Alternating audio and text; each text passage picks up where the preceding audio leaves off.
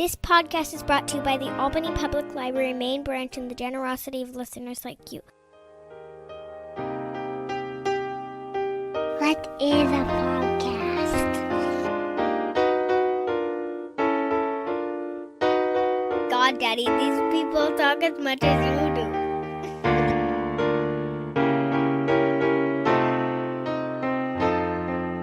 Razib Khan's Unsupervised Learning. Thanks for listening to the ungated version of the Unsupervised Learning podcast. If you want to read some essays on some of these topics, please check out razib.substack.com. Again, that's razib.substack.com. Thank you. Hey, everybody. This is Razib Khan with the Unsupervised Learning podcast, and I'm here with a returning guest. And I've been saying that a lot, but, you got to bring the good ones back because good content's good content. So I am here with Shadi Hamid, Dr. Shadi Hamid, actually. So, Shadi, your primary outlet right now is you are a columnist at the Washington Post, Jeff Bezos' Washington Post. So that's what you're primarily doing, but you do some other things. You have Wisdom of Crowds, which I listened to your podcast with the Croatian guy. Sorry, just people shouting. Yeah, Demir. Yeah. yeah. And somebody else. There's somebody else now. Yeah, Sam Kimbriel, who's a philosopher, and then Christine Ambazon occasionally as well. Yeah. I just think of the other people that are on, and then you do some teaching and other things, right? Yeah. I've taught a course at Georgetown called Islam and Politics in the Middle East for grad students in previous years, and I'm also a research professor at an evangelical college, Fuller Seminary, where I do like a Muslim evangelical roadshow with my buddy Matthew K-Mink. And we're co-writing a book together about America without God and how to bring religion back and why religion's good for democracy. Yeah, I guess it's appropriate because we haven't had we're going to have another irreligious president again. No, I'm just joking. Well, in some ways, he's the most secular president in American history. I mean, someone who doesn't really seem to have much conception of a divine power, although briefly after the assassination attempt, he did start talking about God in a way that he hadn't previously. Yeah, I think the thing with Trump, before we get, I want to talk about Middle East and stuff like that, but I will say the thing with Trump is he's very of this world. He's a person of this world.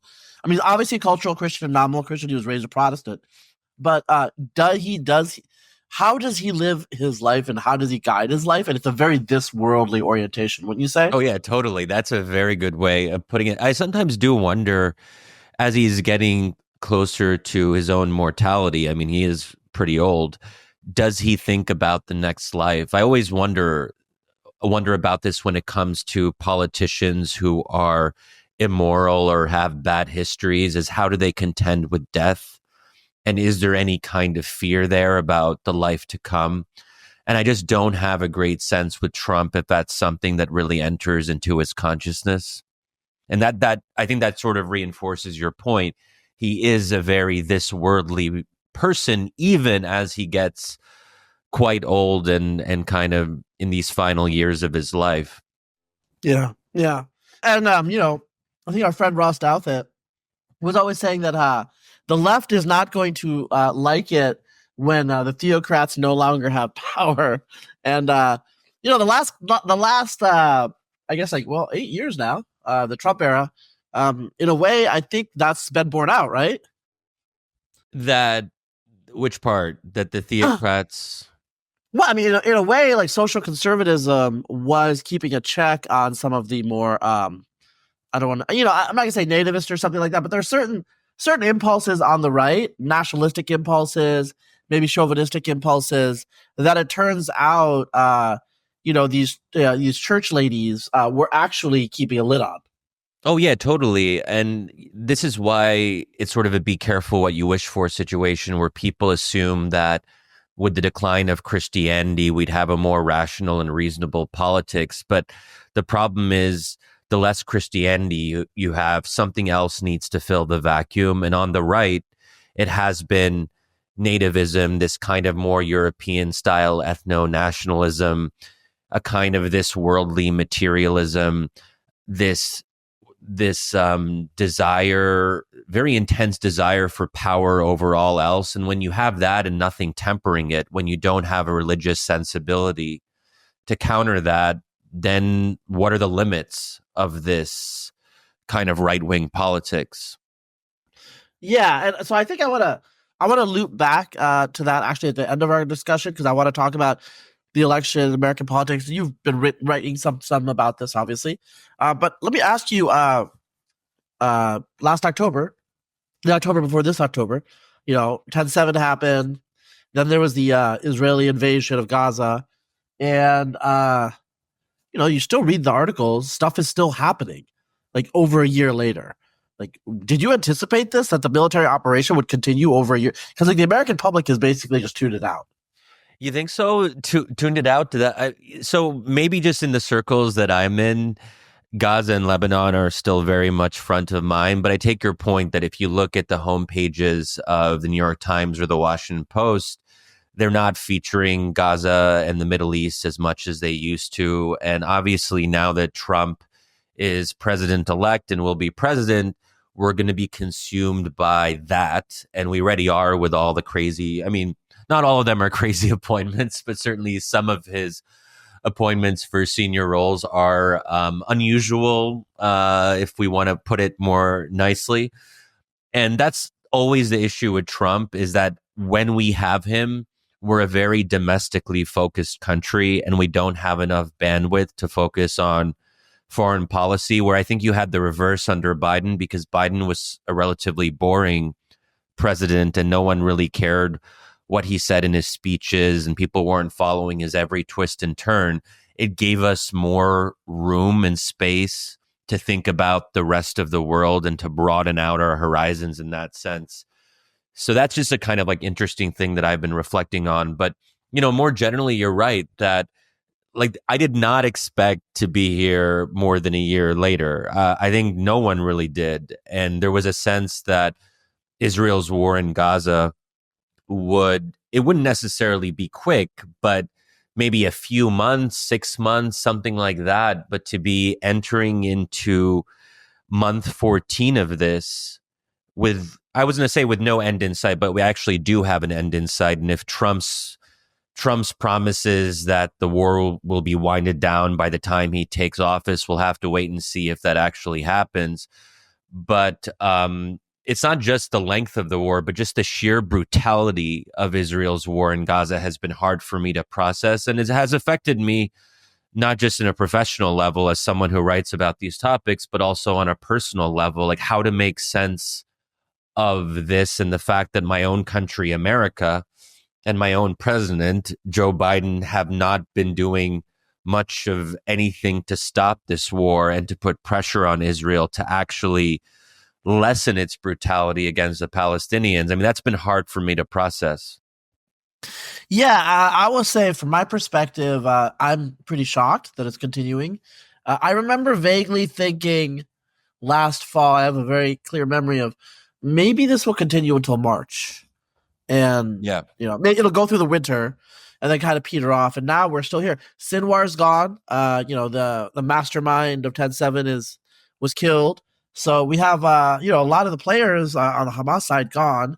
And, now you're reading things about, this seems unlikely, but, possible expulsion of the Palestinians from Gaza, settlements back in Gaza.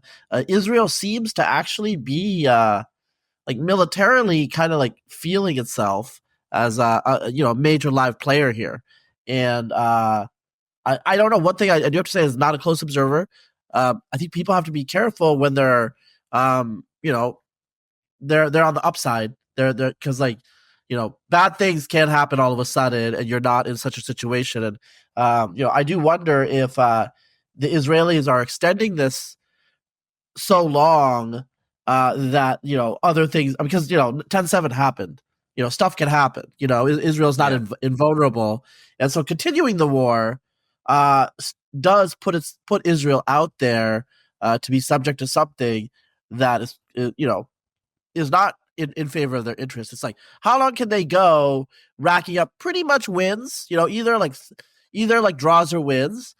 Since 10/7, it seems like that's what I would say Israel, what's happening in Lebanon, as we're recording, ceasefire in Lebanon. Israel's basically decapitated Hezbollah.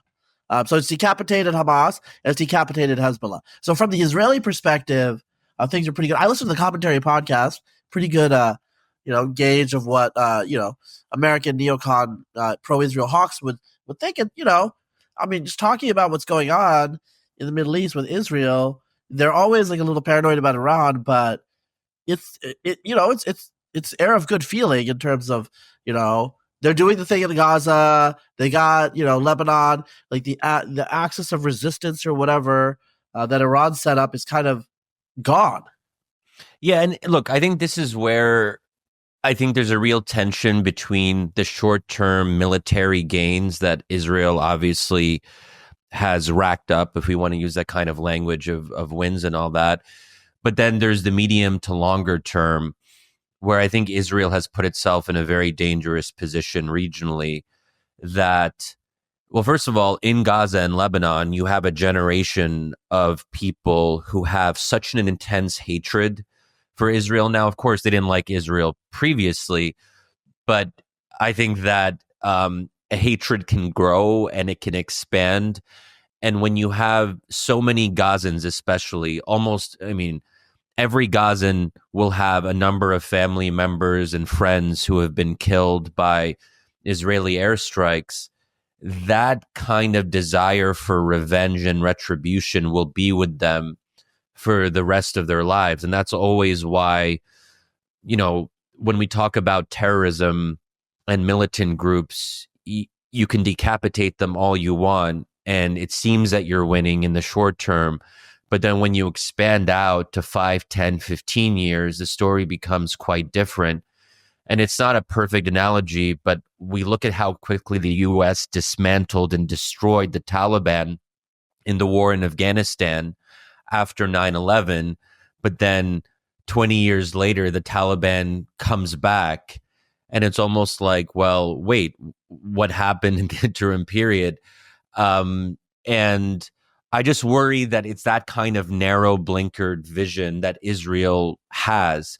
It's so in love with its own military dominance that it can't see the politics of anything. There, at some level, if you have enemies, you have to come to some kind of truce with them. You can't just kill them all. You can try to kill them all, and you can kill them all for a certain period of time, but you can't keep on doing that. And what is the saying that when everything is a nail, all you have is a hammer, something to that effect? But that's pretty much where Israel's at now. All it has is a hammer because everything is a nail. Yeah. This is kind of dark. But one thing that I have been thinking about, because we are at the point where we're they're talking about expulsion, and the word genocide is just routinely used now, obviously in certain circles, in terms of what Israel is doing. So at the end of the Trojan War, the Greeks they get into the city, and they Hector's wife Andromache hides her child Astyanax in his tomb, and then the Greeks discover Astyanax, and they're like, "What do we do with this child? I mean, infant or child, depending on which they were just like, we can't spare him because he's going to take revenge on us because we killed his father, we killed his grandfather, we killed his uncles, etc. And so they kill him, and this is like pretty harsh and brutal, obviously, but this is kind of Bronze Age logic. And, some of the things that I have heard, I don't follow it closely, but some of the things I've heard out of far-right Israeli circles is very close to this, where they know that every month that goes, every person that dies, every civilian casualty that occurs is a wound that will not heal, right? Yeah. And so, but the issue is like, well, now we need to really go and just like expel them, cleanse them, just make it so that they will never commit revenge on us. This is why like normal people just do not like war, because there's really no good solution. There's not like, oh, there's like, here's this non-zero sum win-win.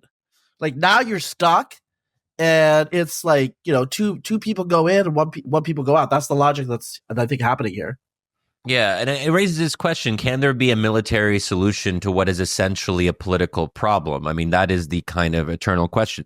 But it's interesting that you mentioned how genocide, that word, has become mainstream now, and which is pretty incredible when you think about it. And if you want to look at a kind of rhetorical victory on the part of the pro-Palestinian movement, it's partly this, to normalize the idea that Israel just wantonly commits war crimes. And this is where I think Israel is losing, even though it might seem to be winning militarily, is that you have a younger generation of Americans who see Israel in a very negative light. And if Israel depends on U.S. military assistance to one degree or another, which it does and which it will for the foreseeable future, is it really tenable to have one of the two major political parties, a growing number of Democrats, viewing Israel as a liability, as a pariah almost? Yes, I think that's a fair word to use, a pariah, a rogue state. And this is where I think we have to try to measure what is hard to measure, what is in some sense immeasurable, which is the kind of the soft power element of all this. If Israel is so isolated, or it becomes isolated in the coming 10 to 15, 20 years, if Democrats are in power, then what does that mean for Israel's future? And if Israel does actually proceed to ethnically cleanse Gaza, as you're mentioning, then that's going to create an even larger gap between left of center elites in America and Israeli politicians and elites. And what does that, like, how is that actually going to work for a country that has been part of the Western orbit, that has been dependent on U.S. support to survive and prosper? And I think the other part of it is the Bronze Age mindset that you mentioned. I think that Israelis just aren't really thinking about that now. They do have this idea that there will always be a military answer, that they will always be able to use force. And, there are models where you can just basically kill your enemy into oblivion. I mean, that's a Sri Lankan model with the Tamil Tigers, but that required effectively a genocidal campaign. And this is where there's a real tension between how Israel's way of war, which is moving in the Sri Lankan direction, versus Israel's stature up until now as being a Western ally, as being supposedly an outpost of Western liberalism. And if a westernized liberal state does not or should not conduct war in the Bronze Age mindset kind of way. So, that is, to me, one of the key tensions here, that can we really continue to see Israel as an island of civilization in a sea of barbarism, or is it really the case that Israel itself is becoming one of many islands of barbarism in a broader sea of barbarism, if we want to kind of use that analogy? And that's why I don't think we can see Israel as an outpost of Western liberalism. It is not that. And once Americans start to actually realize that, I think you're going to have a different situation on our hands in terms of what our relationship to Israel is, or what it becomes. Well, I mean, let me point out here that talking about Western liberalism and this, this history is complicated, with Israel being a colonial power, or a product of colonialism, which, in a positive, I'm not trying to say this in a pejorative or a normative way, in a positive descriptive sense. It is a product of late 19th century, early 20th century Ashkenazi Jewish, European Jewish, colonial enterprise in the Levant, right? Okay, so let's stipulate that. But today, Israel today is well under 50% European Jewish. Exactly. Right? There are more Middle Eastern Jews from the Muslim world, like Sephardic Mizrahi, and also other Yemeni Jews as well. Ethiopian Jews who are from Ethiopia, that's a separate thing. And then, of course, there is the Palestinian and the other ethnic minorities that are around 20% of Israel's population, right? It is actually demographically a Middle Eastern country now. Yeah. even though its institutions and to some extent still its leadership, they still have not had a non-Ashkenazi prime minister yet. Over over a century into the Zionist project, right? They still have not, but they will someday. That will be a turning point. But Israel today is demographically a Middle Eastern power. Now, one thing I do have to say about the accusations against the Israelis about colonialism and how they're interlopers, I mean, we can see where this comes from descriptively, but where are the I do have to ask, like, where are the Middle Eastern Jews going to go? Because they were ethnically cleansed, right? So they're in Israel not because they needed a homeland, because they lost their home. You know what I'm saying? It's like in a way, like they are paying like a lot of the rhetorical barbs from the pro-Palestinian side. I'll just say pro-Palestinian. You know what I'm saying? Are like, oh, it's a European colonial project. But the most, let's say militant, strident supporters of Israel today are Middle Eastern Jews because they got nowhere else to go. Like the French Ashkenazi, they could go back to France or like probably United States. There's a lot of Israeli Americans, but like these like Iraqi Jews, I don't know. I mean, they are of the Middle East.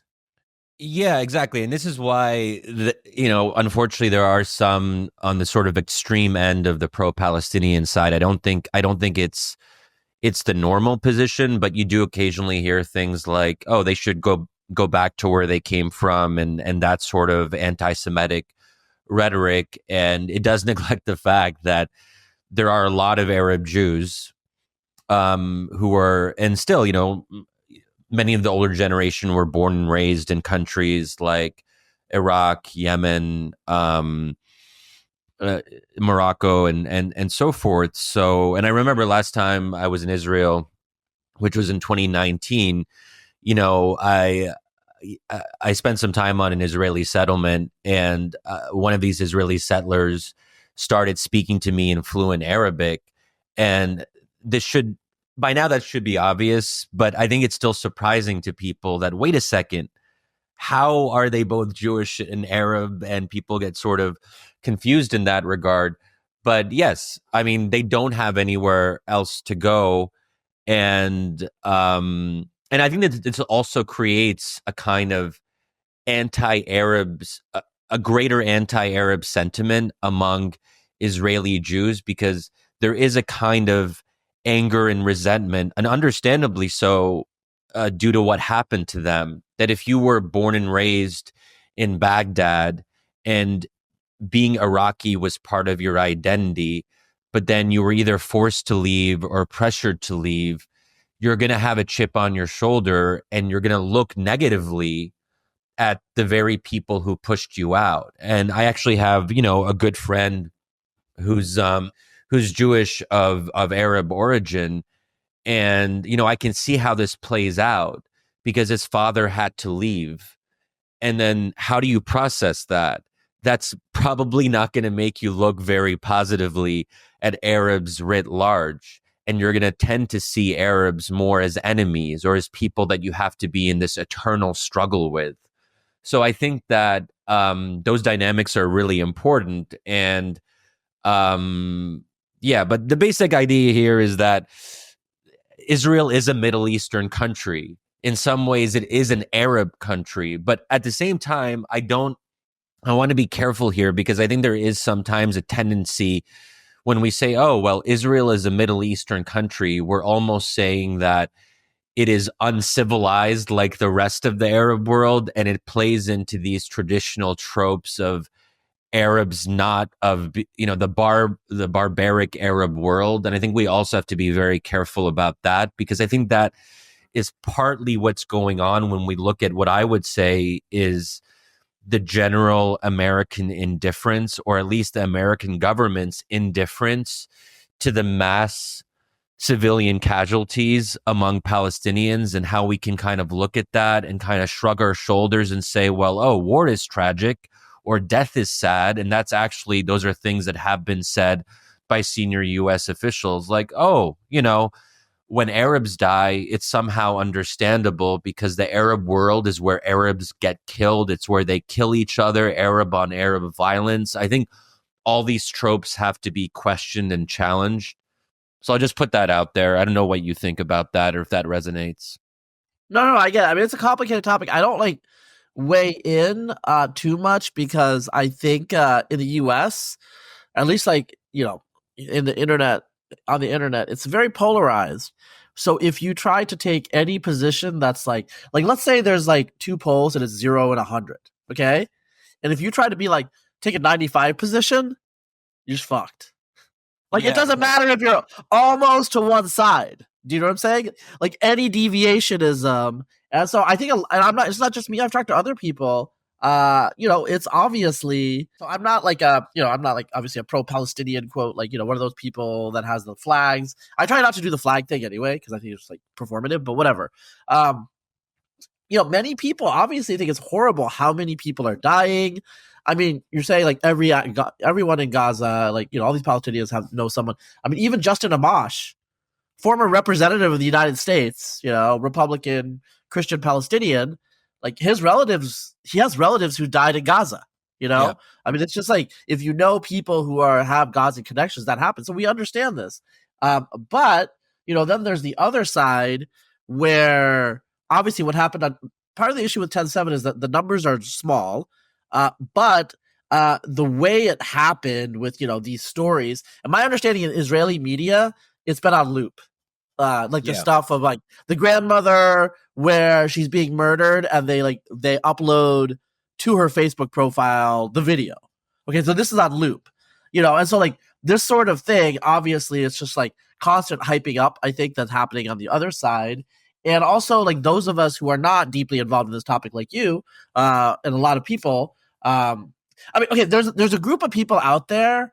Let's just say, like, set one is people who are taking strong positions, but they're not really invested. They don't really ultimately know much about it, right? So there's a lot of leftist pro-Palestinian people. It's just a fashionable thing. Conversely, there's a lot of evangelical Christians who are Christian Zionists, and they're going to stand with Israel. And, the details are not. Okay, so there's that. I think there's other people that are trying to think it through, trying to figure out what is the path forward, 2-state solution, 1-state solution, whatever. And like that's really difficult to have that discussion in public because there's people screaming constantly at both sides. And, I mean, obviously I know you're not anti-Semitic at all. But, there are, for example, cases where people who are pro-Palestinian, I mean, I think some of them are LARPing, like some of these, like, I mean, I'm from the Pacific Northwest. I've seen and heard things where, okay, these people are kind of LARPing as Arab nationalists or radicals. Like, they don't even know anything about this. And then they'll LARP, like, kind of anti-Semitic things. I don't actually even think they're anti-Semitic. I just think that they're get caught up in the performance of third world liberationist and solidarity. But like, if I was Jewish, I would be like, what the hell? Right? Yeah. And so like where I'm from in the Pacific Northwest, there have been like tense moments where like, they get confused that just because someone's Jewish, they're not Israeli. Duh. But you know what I'm trying to say? Stuff like that. And, if I say something, I have a Muslim name. I have had like very hardcore Israeli Zionists accuse me of being like a Muslim radical. And I'm like, okay, like I can't really like, wait, how would you be a Muslim radical? How does that work? Well, I have a Muslim name. It's recognizable. But you're that doesn't matter. They think I'm dissimulating. Does that make sense? Oh yeah. Like I'm deep undercover. I'm enjoying being deep undercover, by the way, with the alcohol and the bacon, just putting that out there. Like I would recommend. Oh man, I forgot that you eat bacon. That is you jealous? Yeah, that's you deep jealous? Undercover. And like and Kufar women, although that's okay though. I'm not just joking. Anyway, but so yeah, like so I just don't say much because like there's no point in saying I don't like in general. I think a lot of us, we would like to have like a constructive information exchanging conversation. It's not about just winning an argument, it's about learning more. This is a situation where it's very difficult, in my opinion, to learn more because you just get screamed at all the time. And it's just like you're dodging, and then like, oh, okay, there's some insight, And so I feel like when you say like, and you observe this and you've commented on this, I've seen this on social media, and it's legit. It's like we're turning away. We're looking away, we're averting our eyes, okay? And that is true. Part of it is, America's more pro-Israel on the whole. But part of it, I think, is just like the inability to see through the noise because it's just all amped up. And I mean, I don't think I don't know. I'm not sure if making this a global, ideologically polarized issue is ever going to solve it. I think that's part of the problem. It's starting to get ideologically polarized in the United States in a really strident way, and I actually don't think that's good for the Palestinians themselves or the Israelis. I actually think Israel being polarized as a Republican Democrat thing is not good in the long term for Israel, and the Palestinians being polarized the same way is not good for the Palestinians, right? But that is what's happening, and I'm just observing it. I'm not stopping it. I don't know what to do, but this is what I've observed over my lifetime. Yeah, I think you're right about that. A couple things I'll say just to go back to what you were mentioning earlier. I think that on the fringes of the pro-Palestine movement, unfortunately, you do see, some anti-Semitism, and I don't think we can pretend otherwise. And I've been troubled to see occasionally, you've probably seen some of this on, Instagram and other social media, that when certain Hamas leaders have been killed, that talk of them being martyrs or sort of glorifying the armed struggle. You do see things like that. I'm careful about how I talk about that publicly because I would never want to give the impression that that is the mainstream position among folks who believe in the Palestinian cause. But yeah, on the fringes, you do see some of that. And I think it's important for those of us who believe in the Palestinian cause to say, sorry, guys, that's not welcome here. Pro-Hamas slogans or pro-Hamas images will not be welcome at pro-Palestine protests. I think we need to do, a better job of that.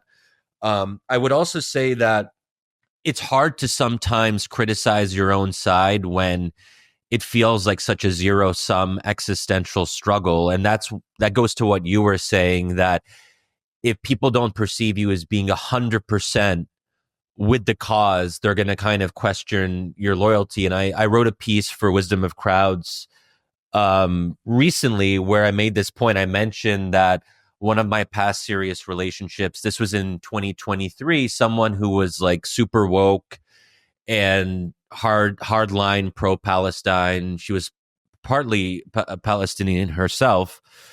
And she thought I was morally suspect basically because I believe in a two-state solution, and she thinks that a one-state solution is the only acceptable option, and that anyone who supports two states effectively, I don't know if she'd say it exactly like this, but is effectively a Zionist in the sense that if you believe in two states, it means that you believe Israel has a right to exist as a Jewish state, which I do believe myself, and that kind of view is anathema to her and people like her.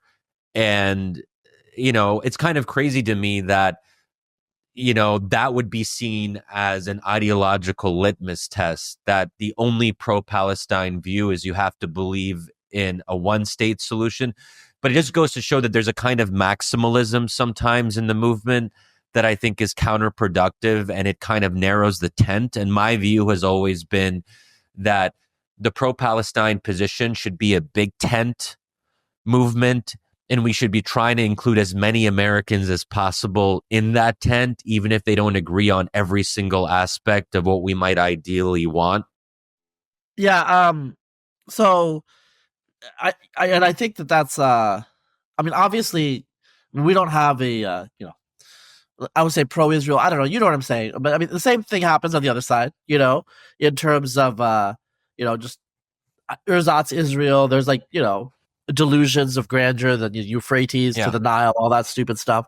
I'm going to say stupid. It's just it's delusional. But there is a bigger geopolitical context right now after the Abraham Accords.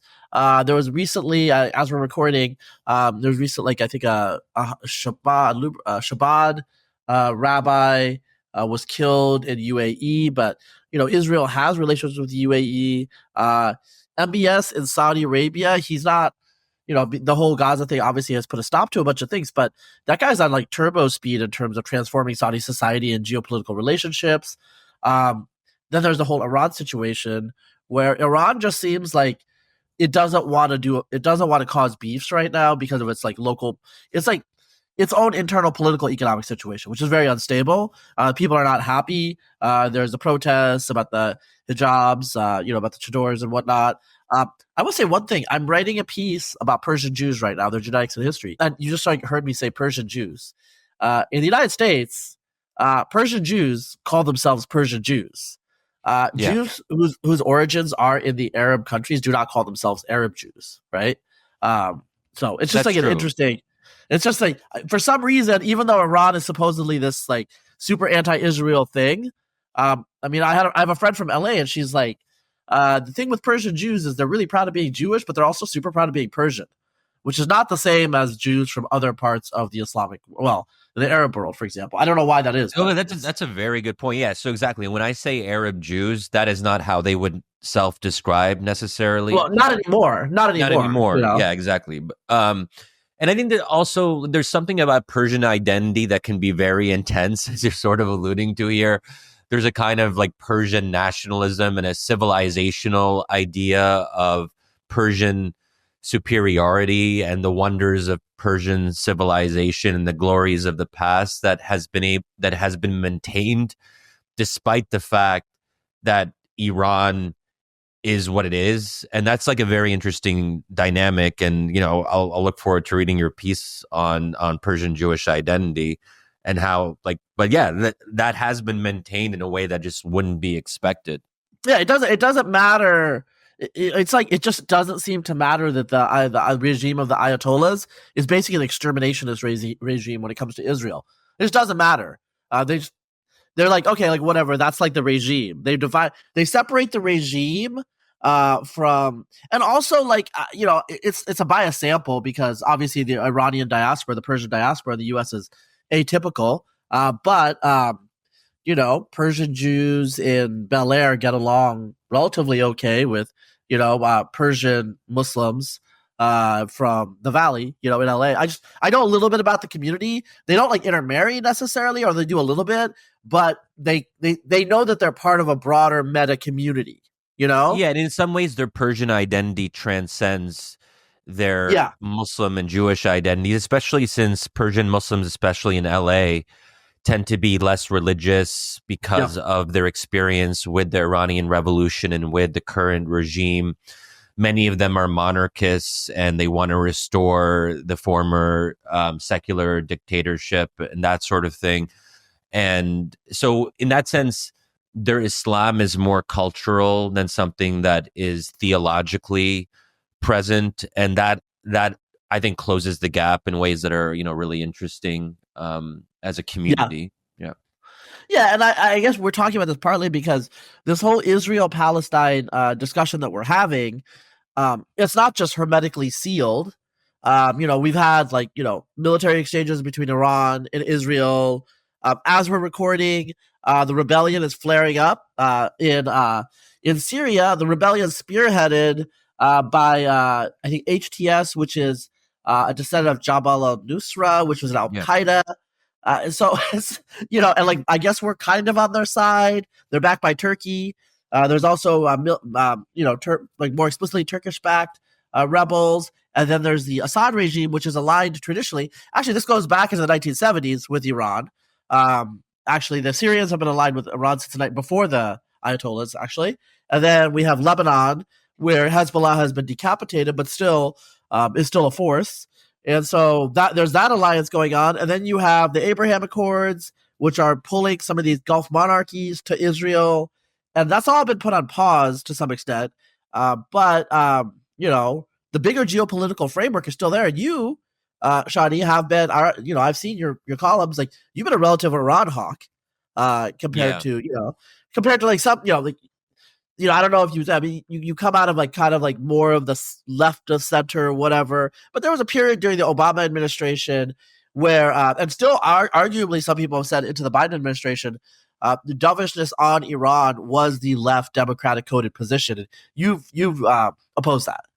Yeah, that's right. That's right. And the main reason there is because of Iran's destructive role in the region, especially as it relates to the Syrian civil war. I mean, Assad has been a butcher of his own people with over 500,000 killed during what is now an over 10-year long civil war. And Iran has been front and center supporting the Assad regime in its mass killing of Syrian civilians. And so that's why, I think that identities and alliances are being scrambled now, because now the Syrian civil war is back in the news. And so you have this odd situation where you have anti-imperialists who are, again, anti-Israel and what it's doing in Gaza, but then they're pro-Assad when it comes to Assad's killing of Syrian Muslims. And obviously that's an incoherent position, that you're against the killing of Muslims when Israel does it, but you're not against the killing of Muslims when someone on your own side, in quotation marks, does it. So there's a kind of delicious irony to seeing how people are completely incoherent and unprincipled, because if your primary impetus is just to oppose the U.S. and anyone who's aligned with the U.S., and then you support anyone who opposes the U.S., then obviously, like, none of this is going to really, make a whole lot of sense in light of recent events. But I'm not going to forget Iran's role in the Syrian civil war, and I don't think anyone should. And also the role of Hezbollah, which was on the ground in Syria, helping the Assad regime again engage in this mass killing of Syrians over the course of such a brutal war. So, I mean, obviously it's a frightening time. It's a destructive time, but it's also a fascinating one in just seeing how alliances are going to play out, and the fact that people had completely forgotten about Syria, and then all of a sudden you have all these folks who are trying to catch up and be like, oh, well, I guess we have to follow Syria now. And I think that there's also a broader lesson that when you think that a dictatorship is stable, because we have this myth of authoritarian stability, that, oh, well, the Assad regime, as bad and brutal as it is, at least it guarantees stability. But like what we're learning now, just as we did during the Arab Spring, is that authoritarian regimes are inherently unstable. They can't sustain themselves because they don't base themselves on the consent of the governed. They don't have popular legitimacy. And there's also something just about the human spirit that people don't like living under brutal dictatorships indefinitely. They can kind of, if we suck it up and learn to live with it in the short term, but over the medium to longer term, the cracks do begin to show. And that's precisely what we're seeing in Syria now, is that the regime, I don't want to say that it's crumbling, but it's certainly crumbling in large parts of its own territory, and it's no longer sovereign. It was never really sovereign over its own territory since the Syrian civil war started, but now it's definitely not sovereign over its own territory. Yeah, so earlier we were talking about the Palestinians in Gaza, and the people who die, people in their family, their loved ones who die. They're not going to forget. I'm pretty sure a lot of Syrians have not forgotten about Hezbollah or the Russian airplanes or the Iranian military aid and whatnot. So, I mean, they know what time it is, so to speak. And I think these memories are going to be long lasting. The scars are going to be, I mean, this is not analogous because it's not as extreme, but the Iraq War happened. It's over. Like, we're of an age, like you're elder millennial, I'm younger Gen X, where we're not going to forget it. We lived through it happening for 10 years in our lives. It was just a big deal. But for younger people, it's kind of history, right? I know some of these people. But there's actually a generation of vets where, the mortality rate might have been like some tens of thousands. But there's hundreds of thousands that have injuries that are going to affect our economy, affect our healthcare system for decades in the United States, right? And we just, whatever, they're not in the statistics anymore. They're just kind of discounted. This is when war happens, the effects. This is like a multi-decade downstream effect that we're talking about. This chaos in the Middle East, these wars, these conflicts, and maybe that's one reason I don't like to think about it or focus on it too much because I don't know, man. It's just like it's a downer. It's a downer. Yeah, war's depressing. There's no way to Well, get around it. Well, because like sometimes I think, oh, it's glorious, and like I have talked to people, like not too many anymore, because like when I was younger, World War II was bloody. I talked to a guy. He was at D-Day when I was a kid. He came talk to our class, and so he was old, but he wasn't super old. This was the 1980s, right? And so he was like 20, so it would be like he was 60-ish, 60s, and like the guy in front of him got his head blown apart, like in the boat, like as they were disembarking, and like he knew that guy, and so he's like, and like a lot of people, like half the people that were in that boat died, and it was horrible. But then he also said, war makes like a sense of brotherhood and fellowship that you cannot recreate in any other way. So that's the upside, right? And like obviously people write poetry and like dramatic stories about that, but then the downside is obviously like the localized murder and killing. But there's also the fact that civilians have to experience it, civilians die, civilians go through trauma. So obviously on the whole it's bad, but some good things do come out of it, and so that's where we are, I think, fair. Culturally. Yeah, and I think things like the mental health catastrophe that results from being in a conflict zone for many years. I mean, just think about how Palestinian children in Gaza, how is their trauma going to emerge in subsequent years? I mean, as they get older, how are they going to process the destruction that they saw, and what does that mean for Palestinian politics going forward? I mean, there's really no way to anticipate that, and I think that gets to your point that we try, like we understand war at some level, and people have been studying war and its effects for millennia, but there is still this sense of not knowing and not being able to get our heads around what this is going to mean 20 or 30 years down the road. And I think that, just to give one example, one of the worst massacres in modern Middle Eastern history was in the city of Hama in Syria in 1982. And basically the city was leveled and destroyed by Assad's father. And then it seemed like the situation was solved. That sometimes if you use such brutality, you're able to break the spirit of a people. But memories are long. And there were the residents of Hama who didn't forget that massacre, and they were waiting for a moment where they could strike back against the regime. And eventually they did in 2012 during the start, or 2011, during the start of the Arab Spring. So 1982 to 2011, that's about a 29-year gap. And that's the way we have to think about this, that the spirit of a people is broken for maybe a generation. They've been devastated so badly that they can't even muster the ability to resist. But then there comes a period when they do start resisting again. And so I think it is very important to have this generational perspective. Yeah. Well, I'm going to pivot now. We've been talking for a while, and you don't have forever.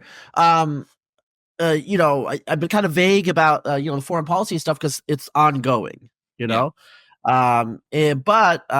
with the American election, it's not ongoing, it's over. Donald J. Trump won the popular vote. He won a substantive electoral college victory.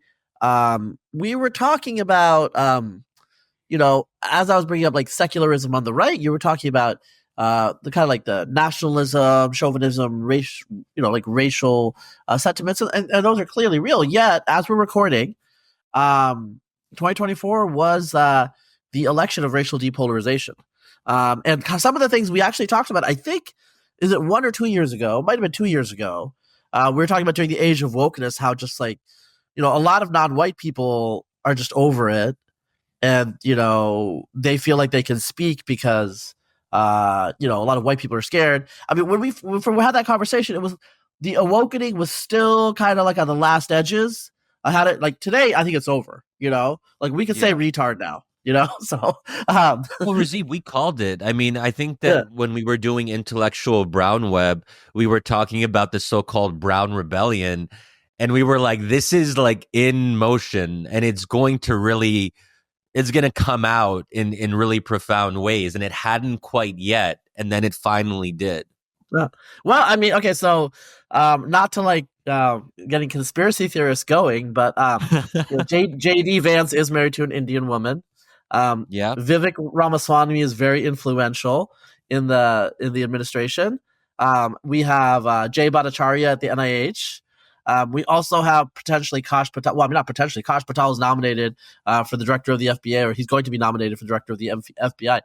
So, someone on right-wing social media was saying it's interesting how these are not like being listed as firsts in terms of like, like a South Asian director of the FBI, South Asian head of the NIH, these sorts of things. So, and like, I mean, I don't know. There hasn't been much about like, isn't Usha Vance the first non-white second spouse? I don't know. You know what I was like? Totally. But like, no one cares. Part of it is like, that only matters if you're a Democrat, which is, I mean, that's fair enough. It's just like we know that if the parties had been the reverse, like we would know all about Usha's cooking or something. You know what I'm trying to say? Like there'd be a lot of like profiles about her family life and everything like that. Let's be honest, there's a total double standard. Like when minorities don't play the role we expect them to, they don't even count. And that, unfortunately, that is what's really annoying about the Democratic Party, this kind of patronizing attitude that treats minorities in this very particular way, that they have to be doing the things we want them to do. That makes them a good minority. But if they're Republicans, then we sort of like in a way process them as white people. Like their minority status doesn't even register. Like Kash Patel, like I hadn't even thought of it, but that is a kind of a big deal that you have someone named Kash Patel who could potentially be running the FBI. Of course, he's crazy and unhinged, and that it is this kind of complicating factor that what happens when you have like unhinged right-wing minorities, and how do we make sense of them in like the public imagination? Yeah, I don't know. I mean, but the issue is you just have public imagination. I think one of the things that you were alluding to a couple of years ago, if you actually know non-white people, you actually know that they have a range of opinions. Yeah. And some of them are crazy and some of them are not. It's just, they're just like everybody else. Yes, we are crazy too. Yes. Sometimes. But I think just that what I was, so the current exit polls show that Latinx men actually might have voted for Trump. Okay. Yeah. And there was a massive swing. Asian Americans exit poll samples are small, but if you look at San Francisco or New York, everywhere there are Asian Americans, massive swing towards Trump. And what was going on here? I think part of it is, I'll just say like a lot of non-white people don't care about this performative tokenism. It's just, who cares? Doesn't affect your life. You got bills to pay. You got things to do. You want your kids in good schools. And also like a lot of this stuff, in the woke period was like very extremely fake. So for example, like Stop AAI Hate or whatever, that was mostly urban blacks that were beating up Asians. Everybody knew this, but they were like acting like it was like MAGA America. Like white it's supremacy. Like fake. Yeah. Yeah, it was like fake. It was fake. I mean, like everyone knew it was just kind of fake, and it was just like something that everyone was doing, and like I don't know. It was just like I didn't even feel like pointing it out. It was so ridiculous because everybody knew. Like if you're not showing the videos, you know why you're not showing the videos. And this has been happening for decades. Candidly, like everyone knows that this is a thing. Okay, it's not what you're talking about. It's a different thing. Anyway, a thing you don't want to talk about. So I think like a lot of Asians, I think they just got exhausted, and like the fact that like I think the term is gaslighting. It's like what's happening in your community. So when people tell you it's white supremacists, and it's not white supremacists, after a while it starts to get old. And in places like San Francisco, people have written about this blue governance really caused massive issues. The chaos, the crime, the inability to build housing. It's like, okay, enough. We don't care that you love us on paper, Yeah, I mean, the problem is that liberals are supposed to be the Democratic Party is supposed to be the competent, intelligent, highly educated party. But then when you actually have liberals governing cities, you end up having governance disasters. And I think it's that kind of cognitive dissonance. Like, how are all these smart people presiding over such disasters when it comes to just basic things, as you said, like housing? I think there's also, and this, I've written about this a bit and I've been very critical of it. In the lead up to election day, Democrats were just like browbeating minorities and saying, if you don't vote for Kamala, basically you're a bad minority, and just trying to shame people into voting instead of giving them an affirmative vision. I mean, there's that famous video of Barack Obama going through the different minority groups. Like, if you're an Arab American, if you're a Hispanic American, if you're a black man, Trump is going to be worse. And he wasn't saying, here's the reasons minorities should vote for Democrats because Democrats have a good vision for minorities. It was like, look at that guy over there. Don't forget, like, Orange Man Trump. And I think that just like lost its ability to move people in this, in just a very fundamental way. And then there was also where he was like lecturing black men. This was another video basically saying that, oh, you don't want to vote for Kamala? Maybe it's because you're a misogynist. Maybe it's because you're not comfortable with strong women. And it's just like very off-putting. And I think that a lot of minorities were just like, we don't want it. Like there's only so much of this that we can take. And it doesn't feel good when our supposedly our own party talks to us this way. Yeah. I mean, it's just people want to be treated like adults, like they have agency.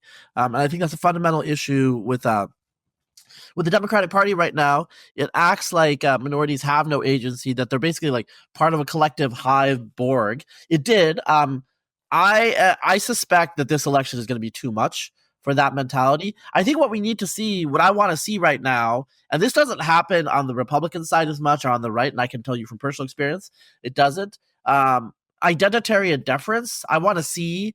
Do you know identitarian deference? I think it was a Medium piece by Matt Brunig, the socialist, and it was just talking about how, like, in every conversation you have to defer to the person from that community if it's relevant about their community in any way, quote unquote community. Well, what the problem that they realized, and like people have been talking about this, like Ezra Klein talked about it.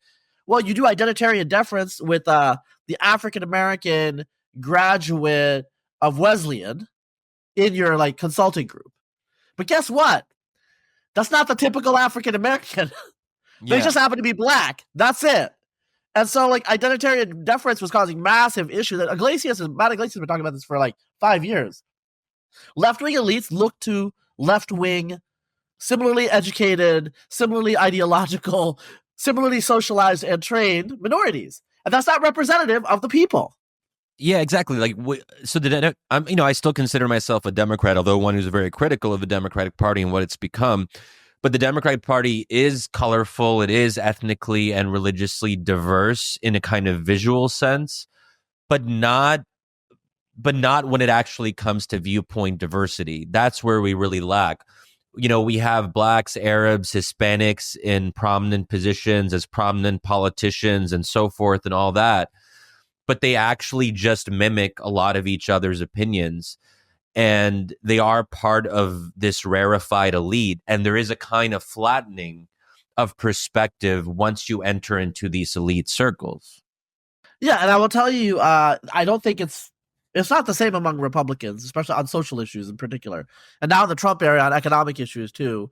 I do think that you just kind of accept that people are going to differ and you don't know what they're going to differ on. And maybe you're going to call each other cucks or whatever and get angry. But so I think part of it is also, and I've talked about this before, but I think part of it is the gendered aspects of the two parties. The Democratic Party has become more the woman party, and the Republican Party is the man party.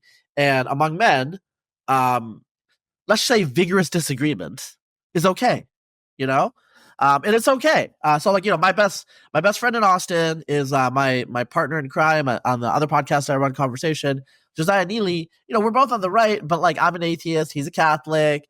I support abortion rights. His wife works for a pro-life organization. We have some deep disagreements, but we're Yeah. still tight. We're still bros. And I think that that's a fundamental issue that is occurring in some of these spaces. Because you look at Joe Biden's speechwriters, there was like a famous picture, and it was like all women, about like half non-white, and there was like one or two guys in the background. Well, I mean, what culture is going to be dominant there? It's going to be a female culture, and female cultures wants to include everybody, wants unanimity, and wants a conversation to continue until everybody is on board, right? And I think that that's like a fundamental issue that's going on. And like Nate Silver has talked about, when he disagrees with Democrats on a little something, they flip out. When he disagrees with Republicans on a little something, but agrees with them on other things, they're like, okay, Oh yeah, that was a really good piece he wrote on that. Yeah, right, exactly. And so the Democrats want like core commitment on the 10 things, whereas with the Republicans, I mean, look at RFK. He's just a conspiracy theorist. That's the only thing he agrees with on MAGA. Yeah. Republicans have become the big tent, bigger tent party, and they're just like, anyone who wants to come in. And I think RFK and Tulsi Gabbard, these are people with heterodox views, very weird confluence of opinions on domestic and foreign policy. But the Republican Party said, hey, like, you guys might be like crazy on various issues and have unusual positions that don't comport with the rest of the Republican Party, but we'll welcome you in because owning the libs is our top priority. And if we can bring you in to own the libs, all the better. And it's just sad because Democrats were supposed to, and I think many Democrats still see themselves as the big tent party, but they're not. They've narrowed the tent considerably. Well, it's switching the working class out, the white working class out. With working class has always been ideologically less coherent than the managerial class and the professional class. Yeah. Switching those two out has caused a change. It also turns out that the professional class is a smaller number, more reliable, but smaller proportion of the electoral, demographic pie than the working class. So that's also been a problem. But yeah, Republicans, like for example, on abortion, of the two parties, which party is now more heterogeneous? I do have to say it has to be the Republicans. Donald Trump nominated a pro-choice person to HHS. That's where it will be relevant. The pro-life people on my social media are apoplectic about that. Trump himself is operationally pro-choice. I mean, in his heart of hearts, is he pro-life? I don't know, but probably wink on that, That's like, I think we know, So it's just like the Republican Party has a big tent on that now.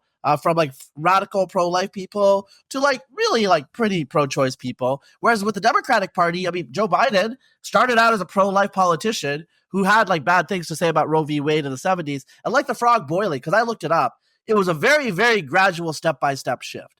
And now he's a pretty like, strident abortion rights supporter, which is fine. But that's basically everybody. There are no pro-life Democrats left. Like there were in 2006. In the 2000s, there were a fair amount still, Yeah, I think until recently, there was only like one pro-life Democratic congressman, I think. And the guy from Texas. Yeah. Guy from Texas, Queller. Yeah. There was one out of the hundreds. But there used to be, Harry Reid used to be pro-life. By the end of his career, he kind of was like, never would vote on those issues. But the Democrats used to be pretty open and actually heterodox on that. Not heterodox, but the tent was open for pro-life Democrats, even like, 15 years ago. Just something has changed as the party became the establishment party. And so I wrote a piece at Quillette. I basically said, I don't think the Republicans are that ideologically coherent. I think the issue is they're just against the man. And the man is the Democratic Party right now. It's the people that lead it, the professional managerial cast. And it is, we're both part of it, even if we dissent from some of its shibboleths, and I do all the time, but we're both part of it. We know how they are. I can speak the speak. I can speak non-problematically, I can school people on like the right I can do all of that stuff. I choose not to. I choose not to. I do a really good SJW LARP. It's very easy, but the issue is like we are educated in it in our day-to-day through our education, through our professional activities, through the people we interact with. Like I will correct someone when they say trans man and they actually mean trans woman because I know which is which. The average person does not know. The average person in America still does not know. I will tell you, They're very confused about all of this stuff. But Joe Biden says this is the civil rights issue of our generation. Whatever you agree, whatever you believe about the trans issue, that's the disconnect. Like, the Democratic Party is obsessed with things that regular people cannot Don't even care understand. about. Yeah. Yes, exactly. And there's also a kind of self-suppression, self-censorship. There are pro-life Democrats. They just don't say they are, or they decide to deprioritize that and focus on other issues.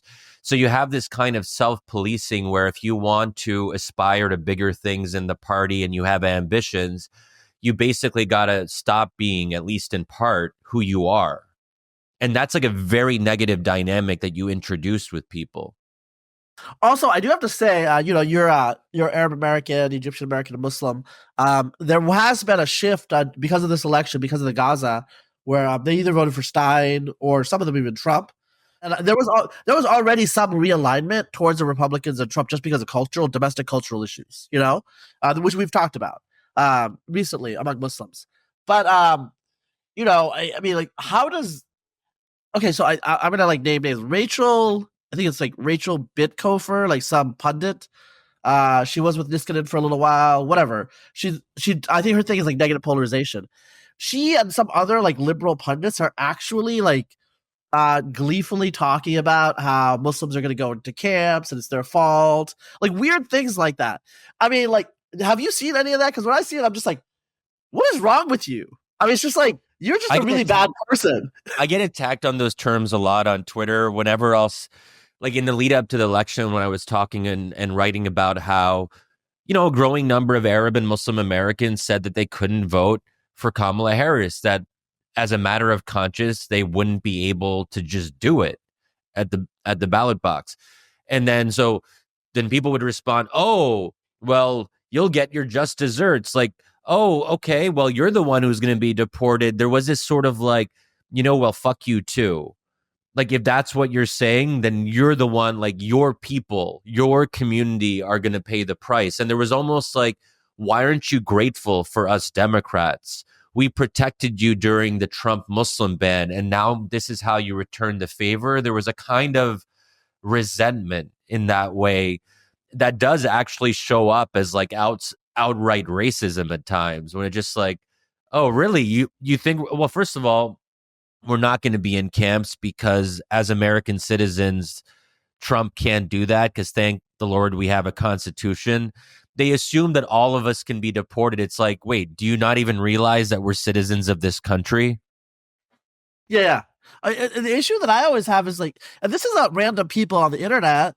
Like, these are pundits. These are people with like public profiles with hundreds of thousands of followers. I'm just like, were you just always racist, kind of? I mean, do you know what I'm saying? It's like, was your like respect for diversity and other religions and other races always kind of skin deep and performative, so you could just like flip it and make these jokes? Because like, dude, I wouldn't fucking make those jokes. Like, that's dark, like, you're joking about people getting deported and sent to camps. Like, how is this even funny if you're trying to be funny? Exactly. Yeah, I'm with you, man. It has been disappointing to see. It really has been. I don't want to like overstate like how common it is, but it's common enough on social media to really make me like, okay, something weird is going on here. Yeah, so I mean, I guess we're in a new era, and Trump is so he's gonna try to like change things root and branch. I think this is what his various cabinet appointments are showing. How are you feeling about the next 4 years in terms of, are you terrified? Are you hopeful? Cautiously optimistic? Warily pessimistic? Like, I mean, like, what's going on? Because like 2016 happened, and I think people are in shock. And I think like this time people are like, the left, the establishment are more resigned. Yeah, exactly. Look, I'm not going to pretend I was bummed out on election night. I mean, I did expect that Trump would win, and I had been very skeptical of the mainstream media narrative that, oh, Kamala's running away with this. Look at this Iowa poll that shows her ahead. This is going to be a landslide. You saw some of that in the final days. And I'm like, when liberals are getting over exuberant like that, it means the opposite is going to happen. That's just like a standard rule of thumb to abide by. But still, I was really bummed. I didn't love Kamala Harris and I was very critical of her. But at the end of the day, I didn't want to go through 4 years of being consumed by Trump. I find that prospect to be exhausting. But at the same time, I also believe in America and American democracy, and I think we'll muddle through. I think that our system is resilient enough. I think that the country is large and unwieldy enough that if Trump does try to overstep, he's going to get a reaction, whether it's legally through the courts or, from the media. I mean, the mainstream media is obviously disproportionately anti-Trump. So, I think in that sense, it's going to be a push and pull, and we'll survive. Some people will get hurt in the process. So when people say, well, we'll muddle through, as I say sometimes, I think it's still, will there be mass deportations as the Trump orders are, claims that there will be. So people will get hurt. But at the end of the day, there will be another election in 4 years. And if people don't like what Trump did, they'll have a chance to respond at the ballot box. And that's precisely what makes America great. The fact that it's never a final verdict, that we always have another chance and we have avenues of redress.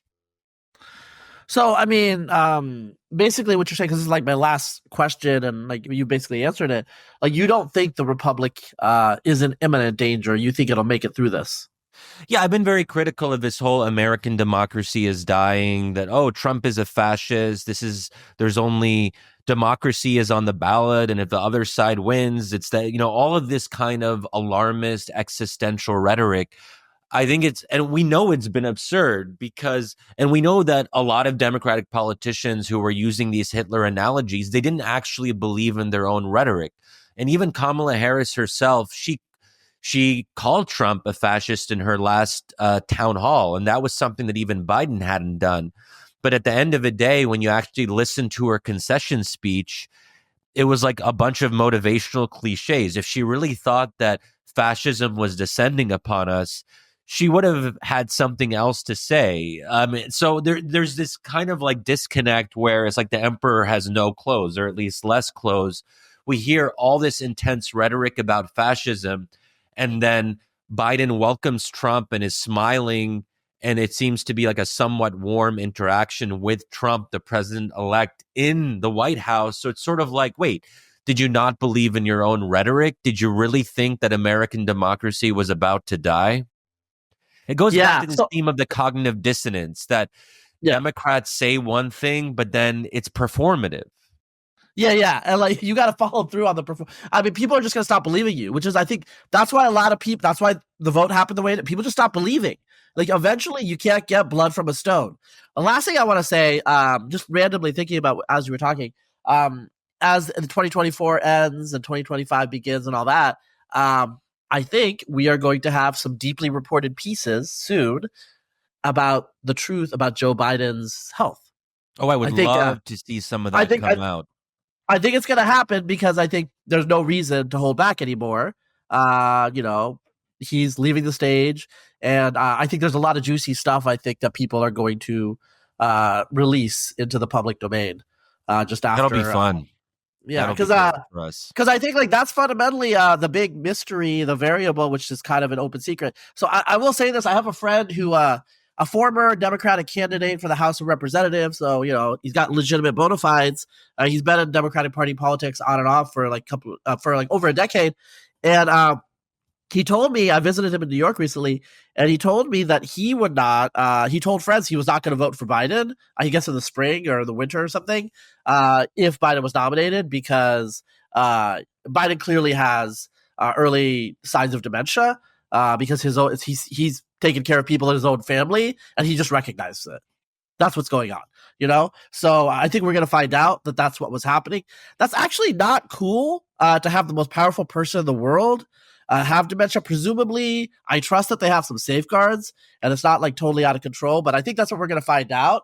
And I actually think that that's going to be bad for public faith in politicians. And, Trump is elected. He'll be there for approximately 4 years. We'll see, knock on wood.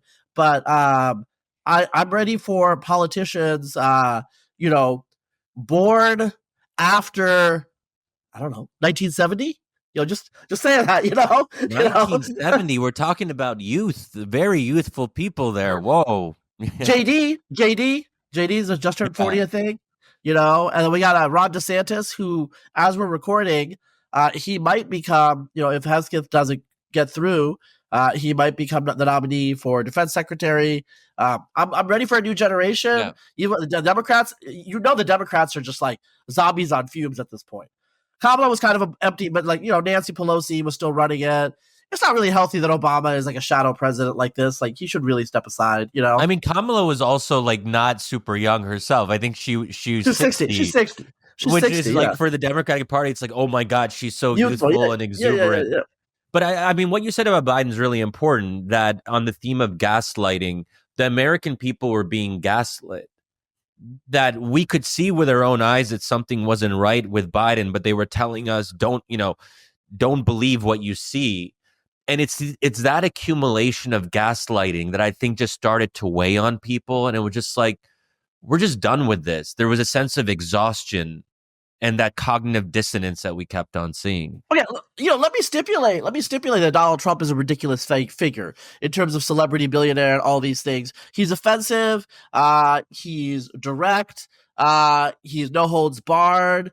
Whatever. But the Democrats themselves, I mean, I don't know what they thought they were doing, but they were becoming ridiculous caricatures. Okay, that is a fundamental issue that I think the Democratic elite has to confront. They became ridiculous characters, geriatric, dashiki wearing, woke, trans loving, whatever you want to say, all sorts of weird things. They were the weird party. Okay, they were weird. The irony of calling JD Vance, who like pulled himself up from the bootstraps, all that stuff, married into a successful immigrant family, has the type life of family stability that he never had growing up. Calling that, he is. I mean, like, look, I know the group chats he was in. Okay, that's fair. That's weird. Most Americans don't know any of that stuff, okay? They don't know any of that stuff, okay? What they see is just like a guy who made good, and you call that guy weird? And that pissed a lot of people off. I mean, I know our mutual friend Sarah Heider was like super pissed about that, because like, if you're like, I don't know, if you're trying to improve yourself, and then like these people are like, oh, you're weird, because like you don't like fit into whatever boxes that we want. And so I just think the Democrats, they do need to like look at themselves in the mirror, because Donald Trump was not the most popular candidate. He had a lot of negatives. We knew what he was about, but the people still chose him. So that's on you. That's on the Democratic Party. And they need to really just admit to themselves that they can't just point the finger elsewhere right now. They need to look in the room and with all of their like unanimity, agree that they were like went down the wrong path. I don't know. Yeah, totally. I mean, the irony is we became the weird party. We became the very thing that we were criticizing.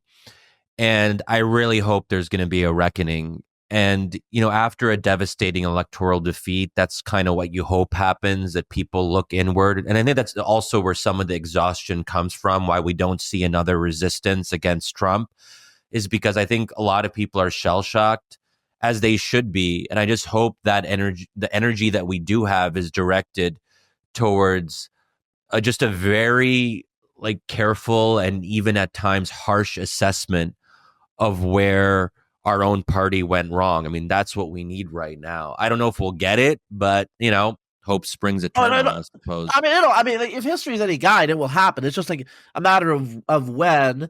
And these are things they need a shelling point. They need a person, an event. And then all of a sudden, the preference falsification cascade happens, right? Yes. That's what we know historically happens. So like we're just like waiting for it. I think the awakening has broken at least. Like, so we see that. I mean, you could say Elon was responsible with X. I don't think so. I think people are exhausted. Like, this is what the Cultural Revolution showed. Is just like at some level of exhaustion, people just stopped reacting to your like, hysterics. They stopped reacting. They're over that. And so now the Democrats, I mean, they need to figure out a new vision. The Republican vision is kind of an anti-vision. I think the Republicans also need a new vision, because Make America Great Again is just a slogan. It's actually not a program. We have not replaced the three-legged stool of, foreign policy interventionism, of fiscal conservatism and social conservatism. We have not replaced it with anything. We just have the personality of Trump. We have resentment at an elite. We have a resentment of globalization. We have a resentment of cultural change, cultural radicalism.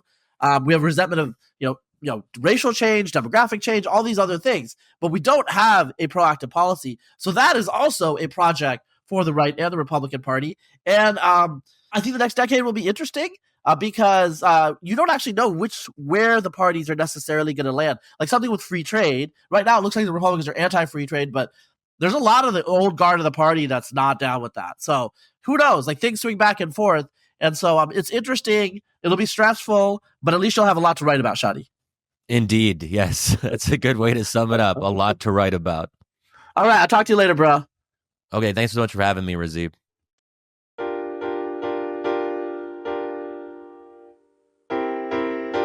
This podcast for kids.